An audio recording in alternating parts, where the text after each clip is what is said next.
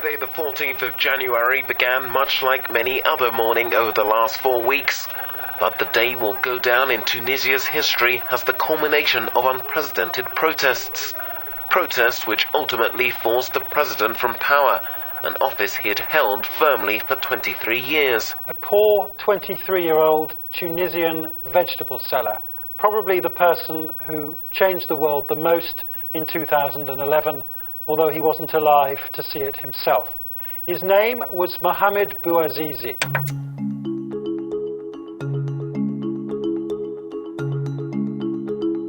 "12 years ago, the act of a young street vendor who set himself on fire precipitated a massive regional uprising that became known as the Arab Spring.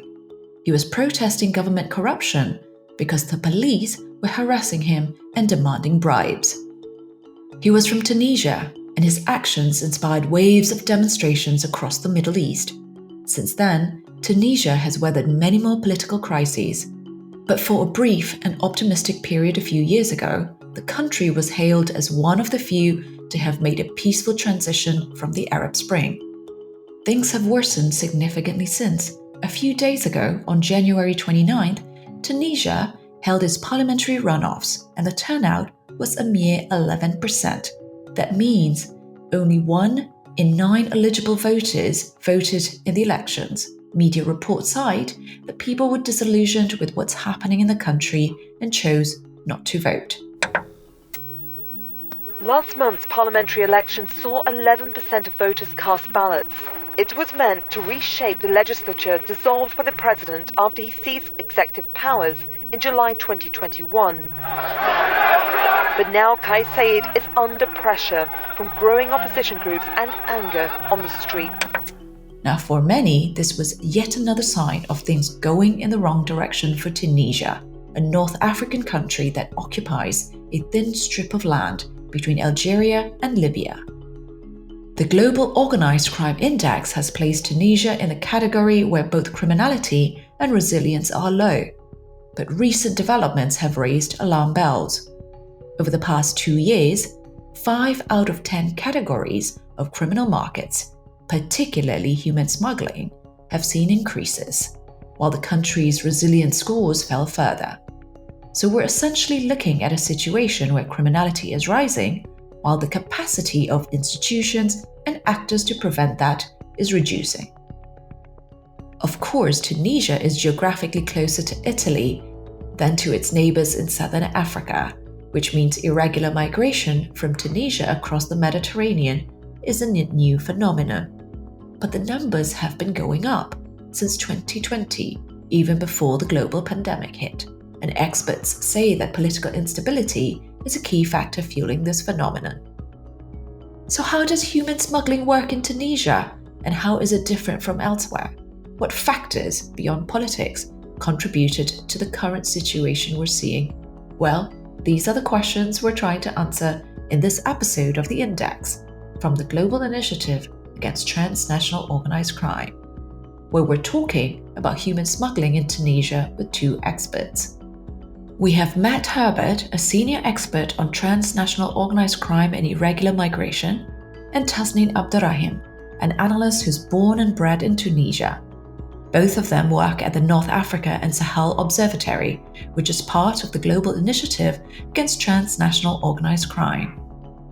I'm your host, Danai Nguyen.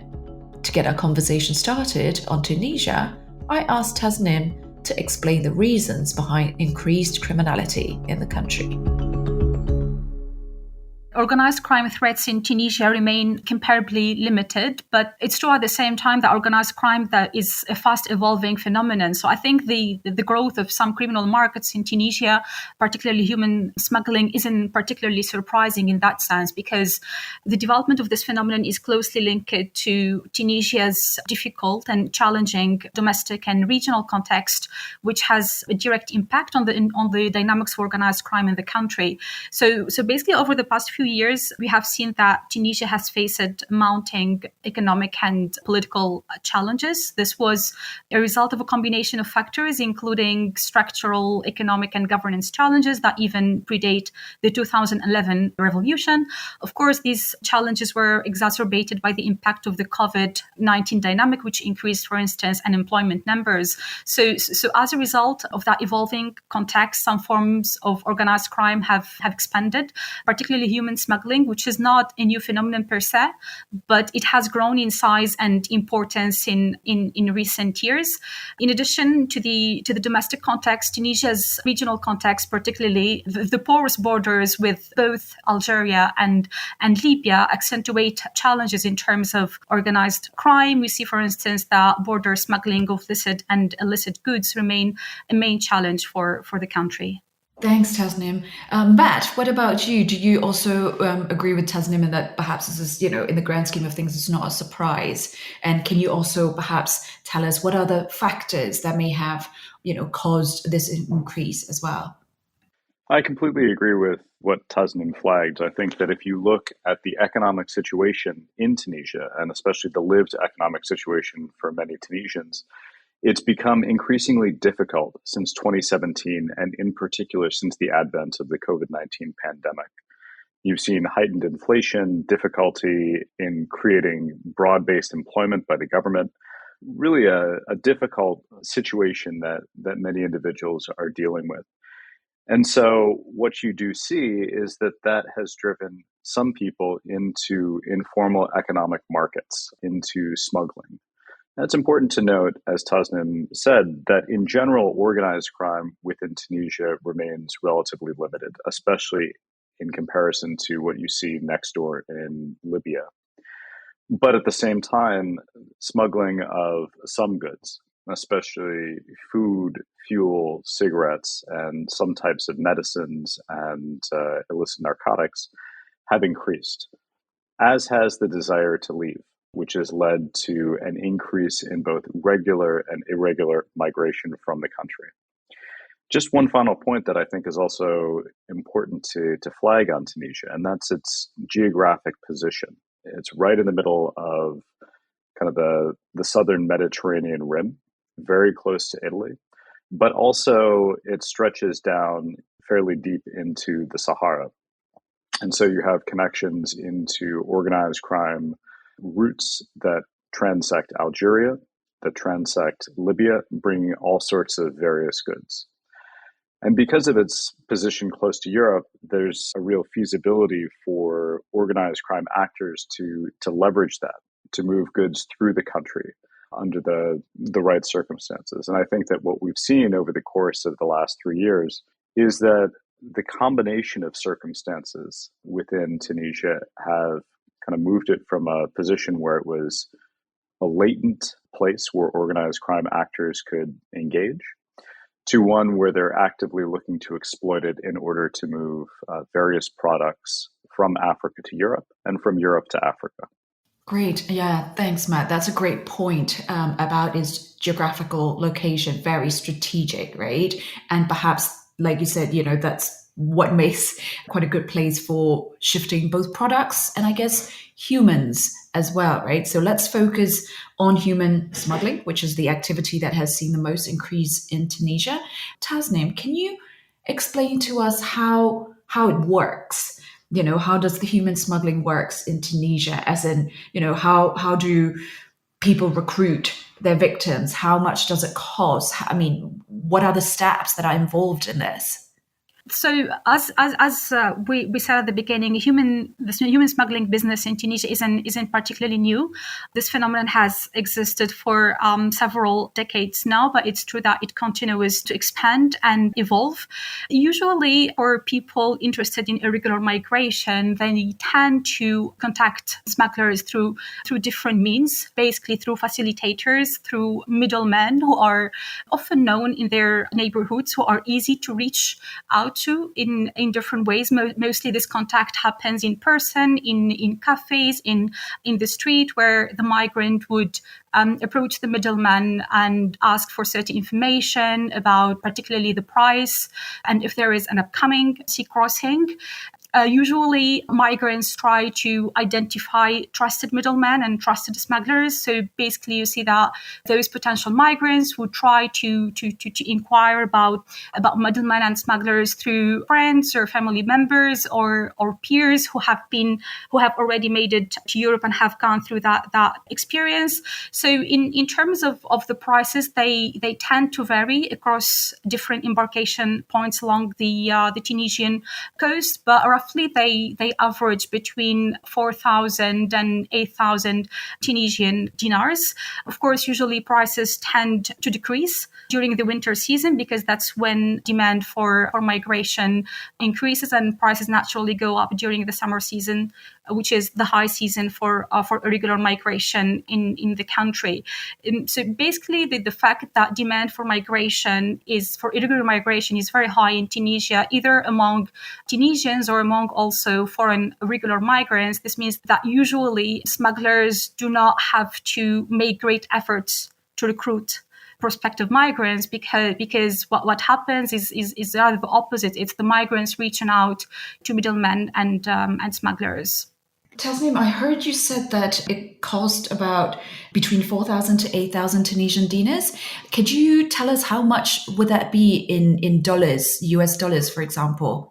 Yes, the price of the journey in US dollars would be around 1,500 and between 3,000 US dollars. Is that considered quite expensive considering, the average salary or income in Tunisia? Yes. I mean, as I said, the prices of sea crossings tend to differ, but even the minimum, which is around 4,000 dinars, which is around 1,500 US dollars, is still expensive, especially that the minimum wage in Tunisia does not exceed 800 dinars or $250. But usually for those people who intend on taking the sea crossing, there is usually a process of saving up for the journey, which can take several months or several years. In some cases, migrants can rely on their families to contribute and fund part of the trip. But we have seen also in recent years that it's not just individual migrants who are embarking on these journeys. We are seeing an increasing number of families and minors. So in many cases, migration becomes a family project. It's not just an individual project. And some families can even resort to selling a parcel of land or a house to finance the journey for the whole family. And actually, if you look at the impact of the economic crisis on interest and ability to actually undertake those journeys, for many migrants, the difficulties in finding jobs or having jobs that provide them with an adequate pay means that they usually tend to postpone their plans for migration for several years to gain some time to collect the needed amount. Great. Thank you so much. That's great. Matt, I want to come to you next. How are human smuggling networks in Tunisia different from others? Are they? Well, they're certainly different from the human smuggling networks that we see across the border in Libya. And if you look at Libya, you see fairly hierarchic, powerful organizations that are often linked into the various armed groups that control areas along Libya's shoreline. Now, in Tunisia, you don't really see that. You certainly see organizations that are enduring, that could have a half dozen members or so. But at the same time, you don't see the sort of exclusivity around territory in Tunisia that you do see in Libya. So you can have a number of small smuggling networks that are working in roughly the same area, all of which are essentially coexisting. Another important issue to point out is that human smuggling networks in Tunisia are oftentimes quite basic, which means that they can solidify out of individuals that live in littoral areas, fishermen, others, that move into human smuggling either to make money as a vocation or as a way to get through difficult economic times. Now, what this means is that human smuggling networks are highly resilient in Tunisia. The human smuggling ecosystem is highly resilient. The arrest of any given smuggler, even a high-level smuggler, is unlikely to substantially put a dent into the activities and the departures by human smugglers from Tunisia's shoreline, simply because there are so many small smuggling networks out there. And it's so easy for individuals to become involved in that trade. Yeah, that's really interesting. I guess small and nimble, and therefore are able to also probably, I'm assuming, quite adaptable. Tasnim, can you tell us about this phenomenon called self-smuggling, which I understand is actually quite common in Tunisia? Self-smuggling has actually started to emerge a couple of years back. So basically, this form of smuggling, what usually the process often involves group of migrants who would come together, usually people coming from same families or same neighborhoods or their friends. So they know each other to a certain extent. They would decide on taking the journey. And in order to do that, they would pool together their money, procure the boat, which they can do mostly through a boat agent or through a smuggler who would provide them with the boat. And then they would embark completely autonomously. So they would set the departure time and location, or in some cases, they can resort to smugglers to obtain such information, to get recommendations about the best times of departure and locations. Usually within these groups, you will find people who are familiar with the sea, who have good knowledge of the sea and good knowledge of how to pilot a boat. So one of the migrants on board would be tasked with piloting the boat. Other elements or materials that they would procure is definitely the fuel for the boat and some life jackets in some cases. So basically this form of smuggling has emerged due to different reasons. I mean, the maybe a key reason is the growing distrust of smugglers, where a lot of people feel that in their experiences, smugglers, for example, promise a certain type of a boat, a certain number of people on board the boat, but then on the day of the embarkation, they find that the boat, for example, is in poor quality or it's overcrowded, which increases the risk of shipwrecks. So to avoid those risks, a lot of people now prefer relying on themselves completely rather than resorting to the services of smugglers. And because of increasing knowledge about smuggling and how it works, the process becomes easier to prepare. So usually people interested in this form of smuggling, they have good knowledge of how to go about organizing this journey. So many prospective migrants, they feel that this is a safer form of smuggling and they prefer it to going through a smuggler. Interesting. Thank you. Matt, you're an expert on irregular migration and transnational organized crime, right? So, I mean, we've just heard from Tasnim what self-smuggling is. Is it a unique Tunisian phenomenon, or do you see that elsewhere as well? No, it's not unique to Tunisia, though it is perhaps more proliferant in Tunisia right now than anywhere else. But it's seen at other places along the North African coast. You see it in Morocco, you see it in Algeria. And in those previous two countries, it seems that self-smuggling was actually adapted a little bit earlier than Tunisia. So Tunisians kind of came a little bit late to the game on self-smuggling. But when they started engaging in it, they engaged in it in seemingly far greater numbers than what you saw in Algeria and Morocco. I think it's also important to point out on this issue of self-smuggling, one of the reasons that you do find it in these three countries, Tunisia, Algeria, Morocco, but not in a place like Libya, is a differentiation of who's moving. So if you look at Libya, most of those that are embarking from the Libyan shoreline that engage with human smugglers are not Libyans. They're coming from Egypt or Bangladesh, West Africa. They're coming from quite far away, and they oftentimes don't have the connections to be able to procure boats or the maritime knowledge to be able to steer them. And so they're reliant on human smuggling networks. If you look at irregular migration from Tunisia, from Algeria, to a lesser degree from Morocco, it's the nationals of those countries. It's Tunisians, Algerians, and Moroccans that are the primary category of migrants. And the vast majority of the population in all of those countries lives relatively close to the seashore. Put another way, There's a vast amount of maritime knowledge that is embedded within those cultures and within the specific groups of migrants that are moving. And so it actually is much more feasible for irregular migrants from these countries to embark autonomously, as Tasnim flagged.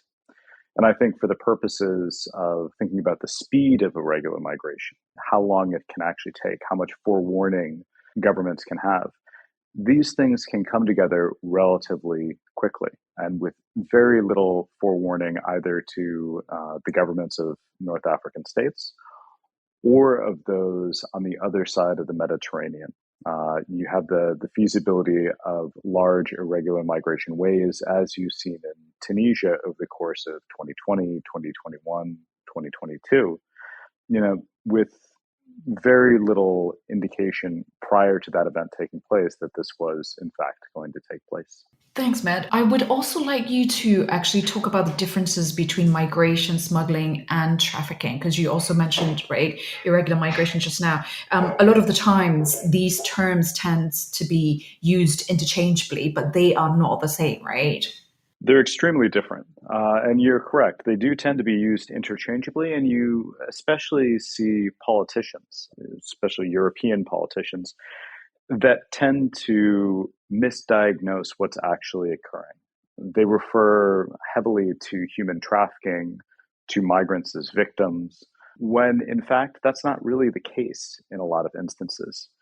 Now, if you look at human trafficking, or a way to think about it, is that the migrants in that instance are the product. They're what's bought, what's sold, and what is leveraged to the benefit of the traffickers. If you look at human smuggling is really a contract. Migrants are buying a service, and there might be issues that arise with that service. Human smugglers might cheat them, or they might, for example, sell them out to security forces. But at the same time, that's very different from smugglers attempting to exploit migrants and use them as a product for making money. What you see in Tunisia, and I'd say what you see in most North African states, save for Libya, is that it's human smuggling that predominates.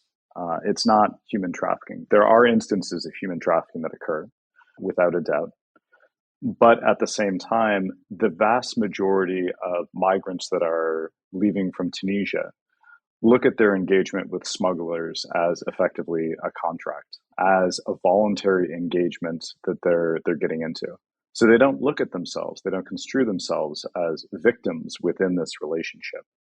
And they don't construe those that they're engaging with as traffickers. Rather, they look at them as smugglers, as individuals offering them a service, and offering them a service that's quite in demand for them, the migrants, to get out of the country. Could you also tell us if, smuggling, migration, and trafficking, whether they affect each other? For example, does the fact that we're seeing an increase in human smuggling also increase the risk of human trafficking, or vice versa? It's a good question, but I think as of right now, there's no indication that they're positively correlated. So you can have quite a large increase in human smuggling without having an increase in human trafficking. The force, the fraud, the coercion, these other elements that are traditionally part of human trafficking are simply absent in many instances from the Tunisian context.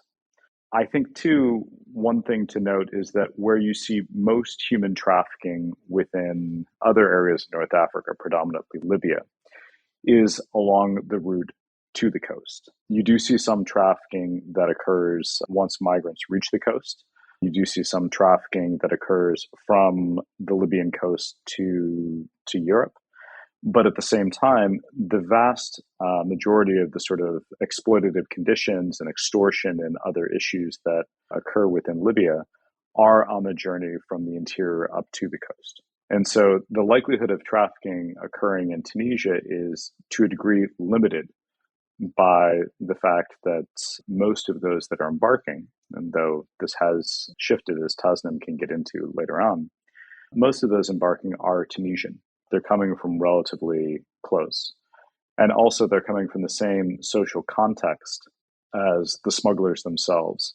And so it largely limits the risk of trafficking at present, paralleling the sharp rise in irregular migration and human smuggling that we've seen. Thanks, Matt. Tasnim, I want to turn to you next to talk about this shift and this changes, because I understand that there were two reports that came out in 2022 that talked about this increase in irregular migration Matt just mentioned. Can you take us through some of the changes and shifts that you've seen, the trends that you've noticed throughout the year, whether they're continuing, do you see it continue, etc.? Yeah, sure. So as Matt had noted already, irregular migration has been on the rise basically since 2020 from Tunisia. And last year, this surge continued. We saw an increasing number of interceptions of irregular migrants by the Tunisian authorities and an increasing number of arrivals from Tunisia into Europe, particularly Italy.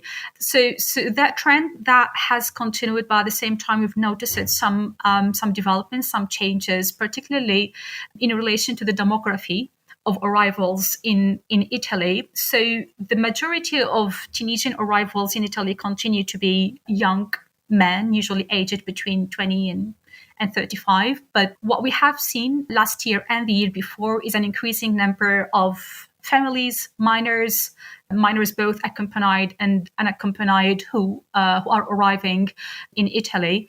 There are no exact data on how many families actually arrived in Italy, but one civil society organization in Tunisia estimates that around 500 families arrived in Italy last year. There was a notable increase also in the number of minors who are arriving in Italy. Another change relates to the rising migration by sub-Saharan migrants from Tunisia, particularly if you look at figures of interception data by the Tunisian security and armed forces. There is a notable increase in the share of foreign migrants of the total number of intercepted migrants in Tunisia. That signaled a major change from the previous year. So basically, in 2021, foreign migrants represented around 35% of yearly interceptions, and this figure has jumped to 61% during 2022. So that was a major shift. We've seen an increasing number also of foreign migrants, particularly from Ivory Coast and Guinea, who transit from Tunisia to arrive in Italy. In terms of the methods of human smuggling, as we mentioned earlier, journeys continue to be organized primarily through human smuggling networks, but we have seen that human self-smuggling has evolved. A major change last year is that human smuggling, self-smuggling was, while it was previously restricted to Tunisians from littoral areas who have good knowledge of the sea, so those were that was the main category of people using self-smuggling. This has changed last year with seeing particularly foreign migrants engaging in some forms of self-smuggling, which I think denotes several things. I mean, primarily the increasing demand for irregular migration among sub-Saharan migrants living in Tunisia, but also an increasing knowledge of the terrain and increased understanding of how smuggling works from Tunisia. So that's on the maritime route side. But in addition to that, we've seen the emergence of the Western Balkan route, which has particularly grew in popularity last year with over 6,000 Tunisian migrants apprehended on the route.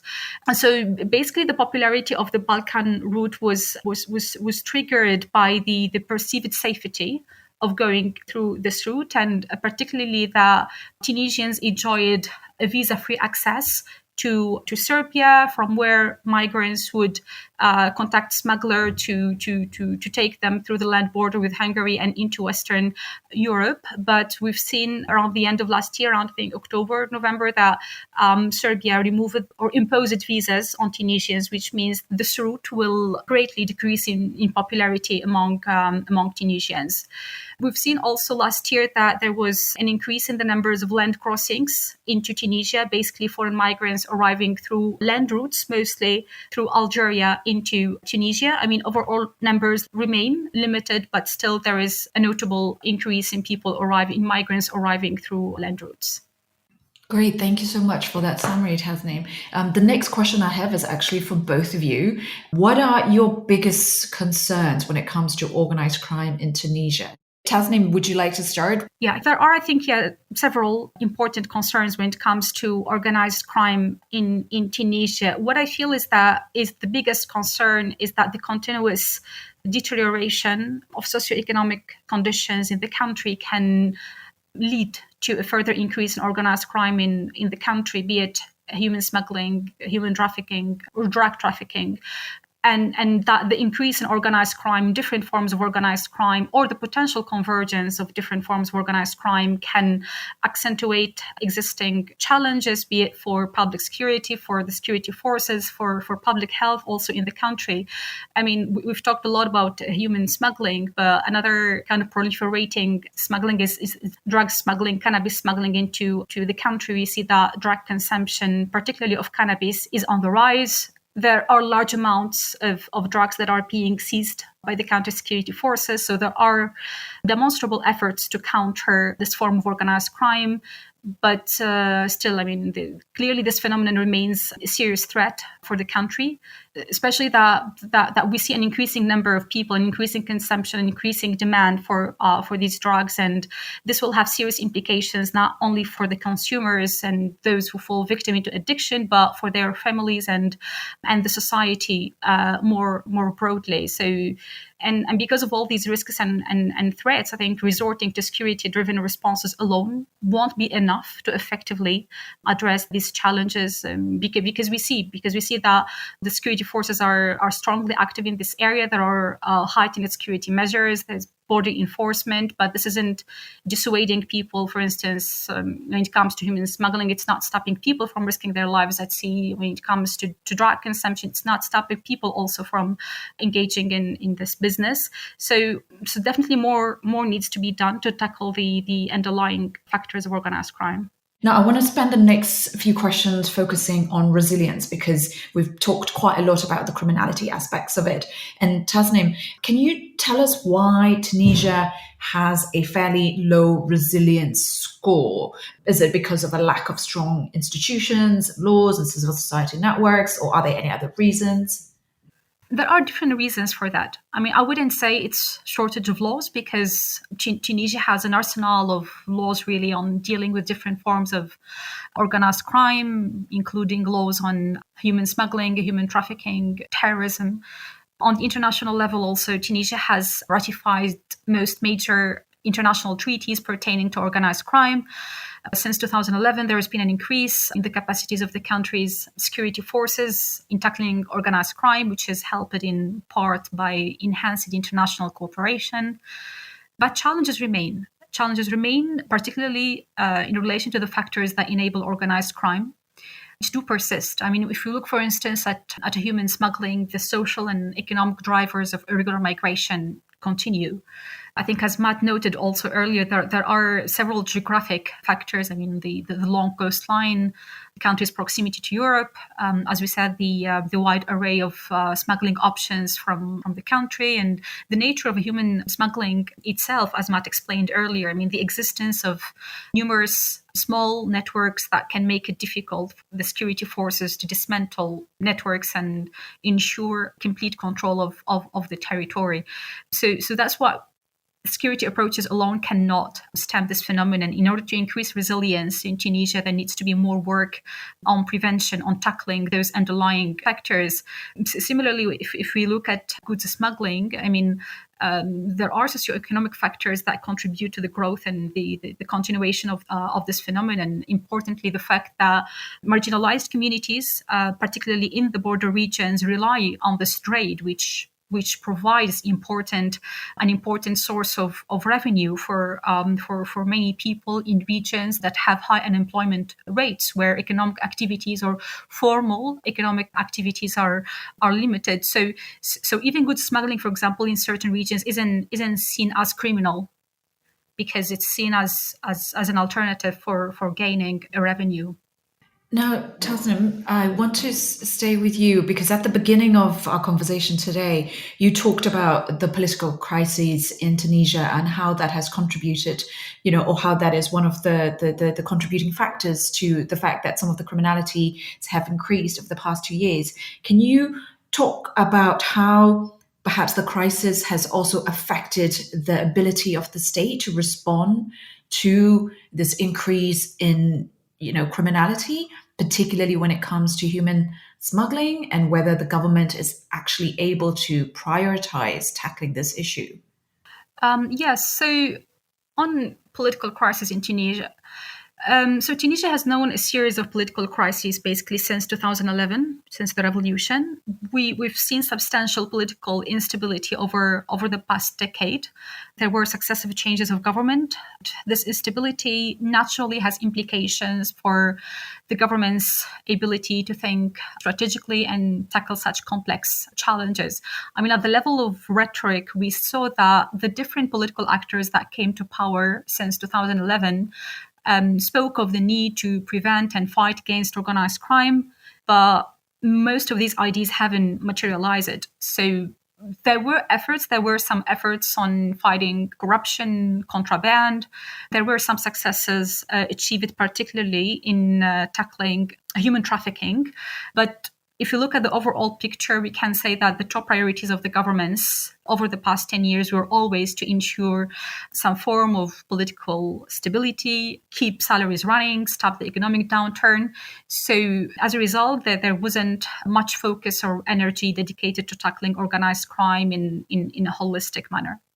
Matt, can we talk about state-embedded actors and, whether they're prevalent, whether do you think they'll increase, whether they play a role in the increase in criminality that we're seeing, particularly around human smuggling in Tunisia? I think it's difficult to really know for sure. Certainly, there's a history of state-embedded actors in Tunisia. If you look at the regime prior to the 2011 revolution that led by Ben Ali, it was notorious for having essentially an intersection of criminality and governance. And you certainly saw some high profile scandals and some high profile examples, even of drug trafficking to Europe that was linked into individuals either within Tunisian government or close to the ruling family.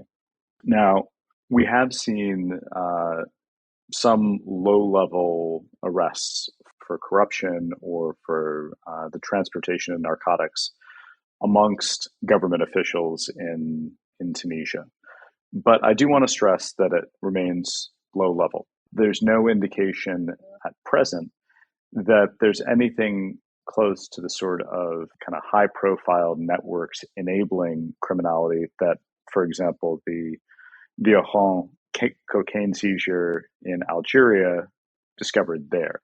So essentially, the investigation within that particular instance identified a host of actors that were both very close to official power structures, or in some cases coming from within the security and prosecutorial services that were ultimately implicated within that cocaine bust.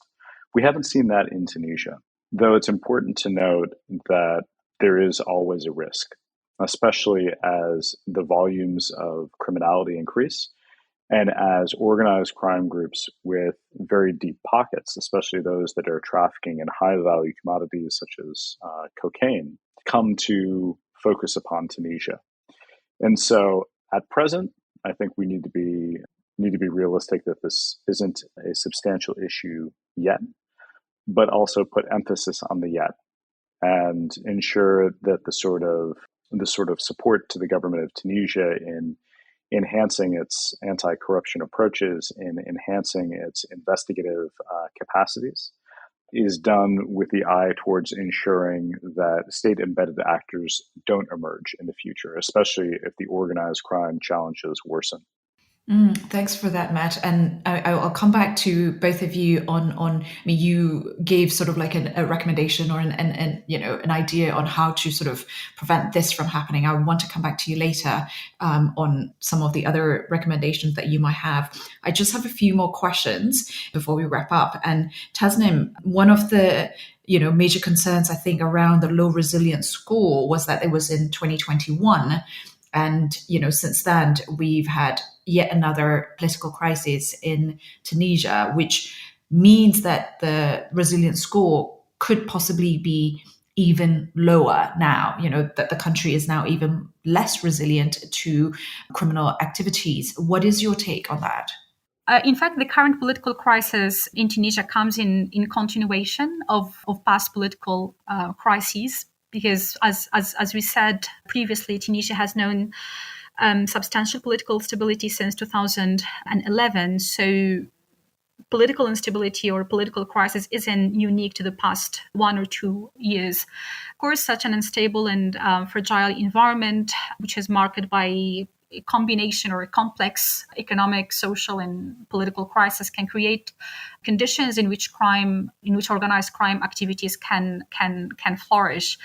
I mean, the impact of concomitant crises, I mean, particularly the impact of the underlying economic difficulties can create conditions in which organized crime can flourish. But also I think we need to look at the overall picture. So the economic crisis that we see today is the result of slow economic reform processes that have failed to deliver meaningful results, or failed to deliver on people's expectations. There is also the impact of the COVID-19 pandemic. The recovery started, but it remains generally slow. And in addition to that, there comes the impact of the war in Ukraine, which substantially increased in import prices of staples such as grains, sugar, and vegetable oil.